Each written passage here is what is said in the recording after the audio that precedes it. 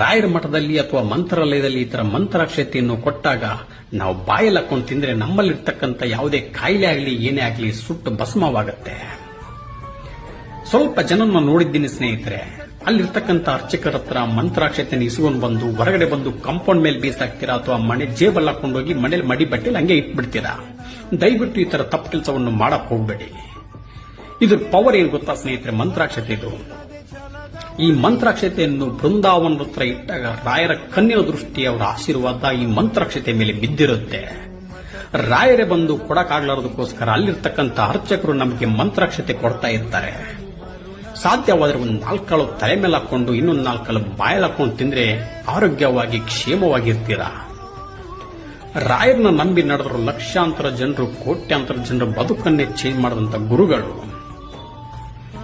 ರಾಯರೇ ದೇವರು. ದೇವರಿಗೋಸ್ಕರ ಇವತ್ತಿಗೂ ಜೀವಂತವಾಗಿ ಬೃಂದಾವನದಲ್ಲಿ ರಾಯರಿದ್ದಾರೆ. ರಾಯರನ್ನ ನಂಬಿ ನಡೆದರೆ ಎಲ್ಲರಿಗೂ ಒಳ್ಳೆಯದಾಗುತ್ತೆ ಸ್ನೇಹಿತರೆ. ಓಂ ಶ್ರೀ ಗುರು ರಾಘವೇಂದ್ರಾಯ ನಮಃ.